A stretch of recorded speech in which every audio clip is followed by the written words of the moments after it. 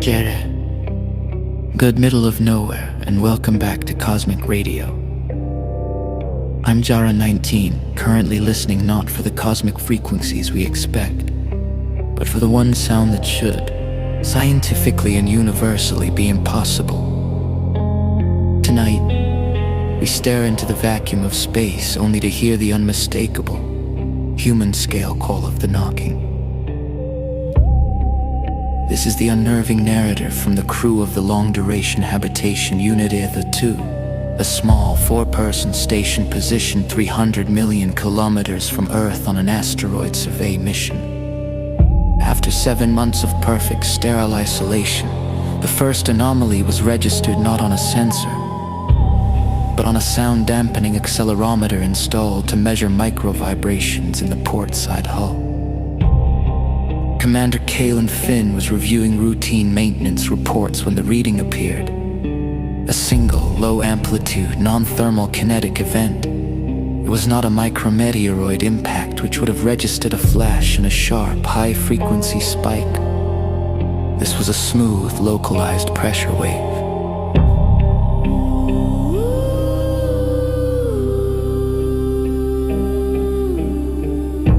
The source was registered on the outer hull. Near the emergency airlock, the event was logged simply as Anomaly K7. Commander Finn initially dismissed it as internal structural settling, a bolt tightening under extreme thermal shift. But then, 48 hours later, the accelerometer spiked again. This time, it wasn't a single event. It was two distinct rhythmic pulses, knock, knock. The crew began to monitor the port side obsessively. They shut down all non-essential internal systems to eliminate local vibration sources. For 3 days, they listened to silence, a silence so profound it was almost painful. Then, late into the third night, a crew member named Dr. Reyes, listening through a stethoscope pressed against the hull, reported it directly. "It's not settling," Reyes whispered into the log. "It's intentional."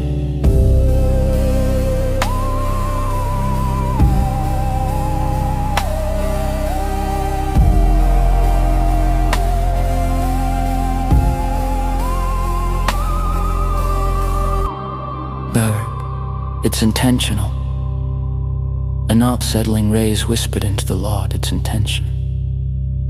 A distinct sequence of 3 knocks is heard, slow, deliberate, and clearly audible, as if the listener's ear were pressed right against the hull. Knock, knock, knock. The horror escalated because the event was not random. The taps, when they came, followed an increasingly distinct pattern. A single tap, 2 taps, 3, they were isolated, clear, and perfectly spaced, betraying a definite intelligence behind the kinetic energy. Something as someone was expending effort to generate a localized pressure wave on their hull. But Ether-2 was the only vessel within 3 million kilometers. There was no life support signature, no heat trace, no navigational beacon, nothing. The vacuum was absolute, the surrounding darkness undisturbed. Commander Finn faced the impossible reality. Someone, or something, was on their exterior hull, pressing a hard surface against the metal, and doing so with a level of coordination that implied a desperate or perhaps playful intent. The final terrifying sequence began when the crew made a fatal decision. Commander Finn, driven by a primal need for answers, ordered the hull lights to be activated on the port side.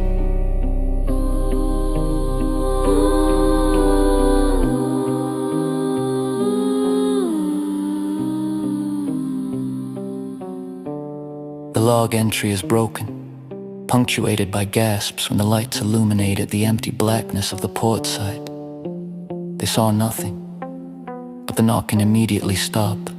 For 10 seconds, there was only the sound of their own frantic breathing.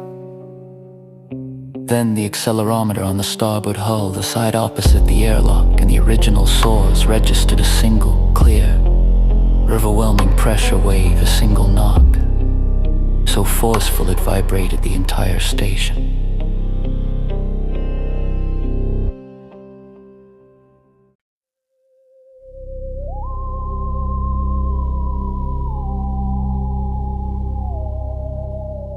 and a Kameringnet knock.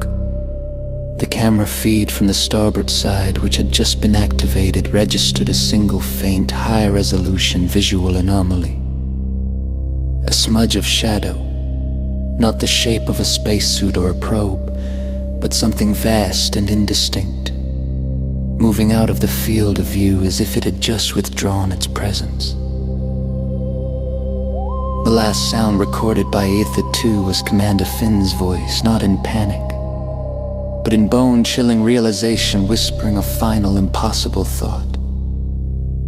It wasn't knocking to get in. It was knocking to see if we were listening.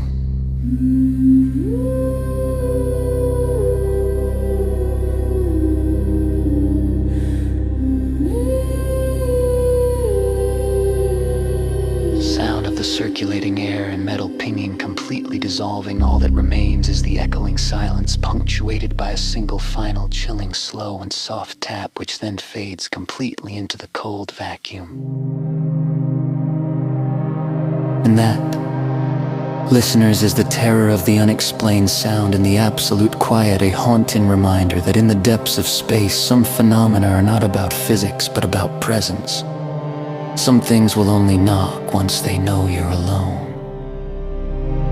If this descent into a silent, haunting mystery resonated with your deepest fears, then make your presence known across the cosmic currents. Find those red YouTube ovals on your display.